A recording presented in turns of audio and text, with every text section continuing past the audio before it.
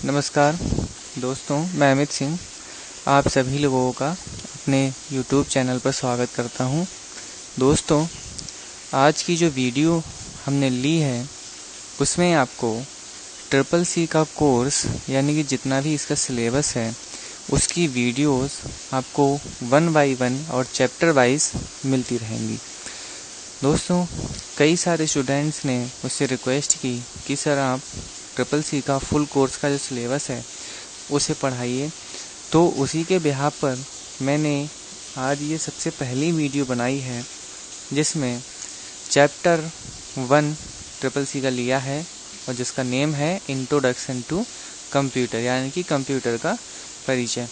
ठीक है, वीडियो शुरू करने से पहले आप लोगों से रिक्वेस्ट है, अगर आप हमारे चैनल पर नए जुड़े हैं तो चैनल को सब्सक्राइब ज़रूर कर लीजिए और बेल आइकन को भी दबा दीजिए।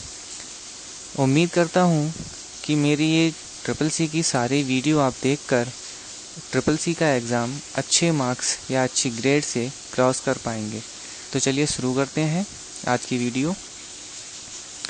सबसे पहले हमने इसमें लिया है ऑब्जेक्टिव्स यानी कि इस चैप्टर का उद्देश्य क्या है। इस चैप्टर का उद्देश्य कंप्यूटर के विषय में जानकारी प्राप्त करना है, जैसे कंप्यूटर क्या है, कंप्यूटर के प्रकार, कंप्यूटर का इतिहास, कंप्यूटर का जनरेशन, कंप्यूटर का application, input output, storage, hardware and software, languages, basic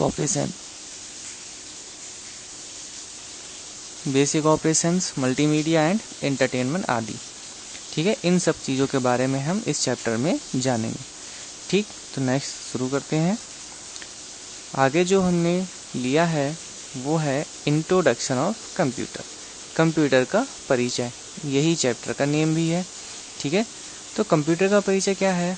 computer जो शब्द है इसकी उत्पत्ति हुई है कंप्यूट शब्द से। ठीक है, यानी कि कंप्यूट जो शब्द है इसका अर्थ होता है गणना करना और इसी से इसकी उत्पत्ति हुई है। बोलचाल की भाषा में अगर देखा जाए तो कंप्यूटर को एक कैलकुलेटिंग डिवाइस मानते हैं, क्योंकि सर्वप्रथम कंप्यूटर एक कैलकुलेटर की तरह ही इस्तेमाल किया जाता था। सबसे पहले जो इस्तेमाल किया जाता था वो एक एबेकस नाम का डिवाइस होता था जिससे लोग कैलकुलेशन के लिए उपयोग करते थे। लेकिन आजकल इसका उपयोग बहुत सारी जगह पे किया जाता है, जैसे म्यूज़िक्स में, ग्राफिक्स में, एंटरटेनमेंट में, इंटरनेट पर इत्यादि। ऐसे बहुत सारे क्षेत्र हैं जहां कंप्यूटर का इस्तेमाल किया जाता है। इसकी एक परिभाषा भी है, यह एक इलेक्ट्रॉनिक डिवाइस है जो डाटा को एक्सेप्ट करता है और स्टेप बाय स्टेप प्रोसेसिंग के बाद उसे इंफॉर्मेशन में बदलता है और फिर आउटपुट देता है। यानी कि कंप्यूटर सबसे पहले तो हमारे द्वारा डाटा को एक्सेप्ट कर लेता है, उसके बाद वो देखता है कि अब इसमें मुझे क्या कार्य करना है, फिर उसके बाद वो अपनी प्रोसेसिंग करता है और उसके बाद वो रिजल्ट हमें देता है। ठीक है, आगे बढ़ते हैं। Characteristics of computer likely to be defined और tell the capability of computer, यानी कि जो कंप्यूटर की विशेषताएं हैं उनके बारे में जानेंगे। सबसे पहले स्पीड। आप लोगों को पता होगा कि कंप्यूटर की गति क्या होती है। ये मिलियनों इंस्ट्रक्शन सेकंडों में सॉल्व कर सकता है, तो इसकी जो स्पीड रहती है वो बहुत अधिक रहती है। दूसरा जो इसका पॉइंट है वो है एक्यूरेसी। एक्यूरेसी का मतलब होता है शुद्धता। अब जैसे कि मानव जो होते हैं, मानव से गलतियां हो जाती हैं, लेकिन कंप्यूटर में गलतियां बिल्कुल ना के बराबर होती हैं, यानी कि कंप्यूटर से मैक्सिमम देखा जाए तो कोई गलती नहीं होती है। कंप्यूटर हमें बिल्कुल शुद्ध आंसर देता है। तीसरा पॉइंट जो है इसका वो डिलीजेंस है। डिलीजेंस का मतलब होता है कि बिना थके और बिना रुके कार्य करते रहना। तो कंप्यूटर इस बात में भी सक्षम होता है कि कंप्यूटर लगातार 24 घंटा बिना थके बिना रुके कार्य करने में सक्षम होता है। नेक्स्ट इसका जो है वो है स्टोरेज कैपेसिटी। स्टोरेज कैपेसिटी का मतलब है कि डाटा को स्टोर करने की क्षमता। तो आप सभी जानते हैं कि कंप्यूटर में डाटा स्टोर करने की बहुत क्षमता होती है और बहुत लंबे समय तक कंप्यूटर डाटा को स्टोर कर सकता है। नेक्स्ट है वर्सटैलिटी। इसका अर्थ होता है कि कंप्यूटर एक समय में कई सारे कार्य कर सकता है। जैसे आप गाने सुन रहे हैं, आप कोई वीडियो वगैरह बना रहे हैं, या आप कोई पेंट खोलकर अपनी डिजाइनिंग कर रहे हैं, या कोई वर्ड में, एक्सेल में किसी प्रकार का कोई और कार्य करते हैं, इसका मतलब ये है कि कंप्यूटर एक समय में कई सारे कार्य कर सकता है। चलिए आगे बढ़ते हैं। इसमें देखेंगे कि कंप्यूटर के प्रकार क्या क्या हैं, यानी कि टाइप्स ऑफ कंप्यूटर। कंप्यूटर कितने प्रकार के होते हैं? बेसिकली कंप्यूटर को 3 भाग में डिवाइड किया गया है। पहला एनालॉग कंप्यूटर जो एनालॉग सिग्नल से चलते हैं, दूसरा डिजिटल कंप्यूटर जो डिजिटल सिग्नल से ऑपरेट होते हैं, और तीसरा हाईवर्ड कंप्यूटर जो इन दोनों का कार्य करते हैं। इसके बाद हाईवर्ड कंप्यूटर को भी 4 भाग में बांटा गया है, माइक्रो, मिनी, मेन फ्रेम और सुपर कंप्यूटर। तो इनके बारे में 1 बाय 1 जानेंगे। चलिए आगे देखते हैं। सबसे पहले लिया गया है एनालॉग कंप्यूटर। एनालॉग कंप्यूटर में डाटा ट्रांसमिशन एक सीधी रेखा में होता है, जिसे एनालॉग ट्रांसमिशन कहते हैं, जैसे तापमान, पारे, दाब एवं अन्य भौतिक प्रकृति की सूचना इत्यादि। जैसे मान लीजिए एनालॉग जो सिग्नल होते हैं, कहीं पर आप लोगों ने सुना होगा कि भूकंप की मात्रा नापी जाती है कि भूकंप कितनी तीव्रता से आया है, या इस समय गर्मी का क्या हाल है, कितने डिग्री सेल्सियस गर्मी हो रही है, या ठंड कितनी है, या फिर किसी चीज़ पर प्रेशर कितना है, पानी का दबाव वगैरह। तो ऐसी जो सूचनाएं प्राप्त की जाती हैं वो एनालॉग कंप्यूटर के माध्यम से की जाती हैं। दूसरे होते हैं डिजिटल कंप्यूटर। वो कंप्यूटर होते हैं जो डिजिटल टेक्निक का अनुसरण करते हैं। इनमें माइक्रो प्रोसेसर प्रयोग होता है। यह बाइनरी वैल्यू 0 या 1 के आधार पर कार्य करते हैं। यदि 0 है तो फॉल्स और यदि 1 है तो ट्रू। ये सिग्नल डिस्क्रीट होते हैं। ठीक है। अब जैसे यहाँ जो बात की गई है उसके बारे में मैं आपको बताऊं। जैसे लैपटॉप हो गया या हमारा पीसी हो गया या कोई और अन्य कंप्यूटर है, ये जो कंप्यूटर होते हैं ये डिजिटल के रूप में काम करते हैं। और वैसे तो डिजिटल देखा जाए तो ऐसी चीज़ें जिन्हें हम अपनी आंखों से देख सकते हैं, जैसे मूवी वगैरह हो गई, डिजिटल होती है। ठीक है। तो ये जो कंप्यूटर होते हैं इनमें हम अपनी आंखों से डाटा या कुछ और इन्फॉर्मेशन को देख पाते हैं। ये पूरी तरह से पिक्चर यानी कि ग्राफिक्स पर निर्धारित रहते हैं। लेकिन एनालॉग जो कंप्यूटर होते हैं वो ग्राफिक्स पर निर्धारित नहीं होते हैं। उनमें हम सिर्फ डिजिट या नंबरिंग के माध्यम से ही डाटा की सूचना प्राप्त करते हैं। अब डिजिटल कंप्यूटर को 4 भाग में डिवाइड किया गया है। पहला माइक्रो कंप्यूटर जो सबसे छोटे कंप्यूटर होते हैं, यानी कि जो सबसे स्मॉल कंप्यूटर होता है वो माइक्रो कंप्यूटर होता है। अब माइक्रो कंप्यूटर जो हम अपने डेस्कटॉप, पीसी वगैरह यूज़ करते हैं, ये सारे माइक्रो कंप्यूटर होते हैं। ठीक है। नेक्स्ट, ठीक है, तो जैसे कि इसमें क्या होता है, इन कंप्यूटर्स में एक चिप लगी होती है जिसे प्रोसेसर बोलते हैं, और उसी में ALU और CU दोनों एक साथ लगे हुए होते हैं। जो लैपटॉप हम यूज़ करते हैं या नोटबुक हो गया या आपका पीसी वगैरह हो गया, ये सारी चीज़ें माइक्रो कंप्यूटर का ही उदाहरण होती हैं। दूसरा है मिनी कंप्यूटर। इनका आकार माइक्रो कंप्यूटर से थोड़ा सा बड़ा होता है और बड़ा होने की वजह से इनकी जो कार्य करने की क्षमता होती है वो भी इससे ज़्यादा होती है। जैसे किसी का एक पर्सनल डेस्कटॉप हो गया। देखा जाए तो माइक्रो कंप्यूटर से मिनी कंप्यूटर में स्टोरेज कैपेसिटी ज़्यादा होती है, कार्य करने की स्पीड भी ज़्यादा होती है, लेकिन प्रोसेसर माइक्रो कंप्यूटर में भी यूज़ होता है और मिनी कंप्यूटर में भी यूज़ होता है। तीसरा आता है मेन फ्रेम कंप्यूटर। अब मेन फ्रेम कंप्यूटर काफ़ी बड़े होते हैं। इनमें बड़े होने की वजह से सारी चीज़ें ज़्यादा होती हैं, कार्य करने की गति बहुत तेज़ होती है। इसी प्रकार से डाटा को स्टोर करने की क्षमता भी बहुत अधिक रहती है। जैसे एग्जाम्पल की बात करें तो यहाँ एक एग्जाम्पल लिया गया है बैंक या बड़ी कोई कंपनी हो गई। तो बैंक में आप लोगों ने देखा होगा कि एक ही बैंक में कई सारे कंप्यूटर एक ही सर्वर से कार्य करते रहते हैं। तो उसी प्रकार से मान लीजिए एक डिस्ट्रिक्ट है, कोई ज़िला है, उसमें बहुत सारी ब्रांचें हैं बैंक की। तो उन बैंकों का जितना भी डाटा होता है वो एक ही सर्वर पर अपलोड किया जाता है। तो इस कार्य को करने के लिए मेन फ्रेम कंप्यूटर की आवश्यकता होती है। ठीक है। और कोई बड़ी कंपनी हो गई तो उसमें भी मेन फ्रेम कंप्यूटर की आवश्यकता रहती है।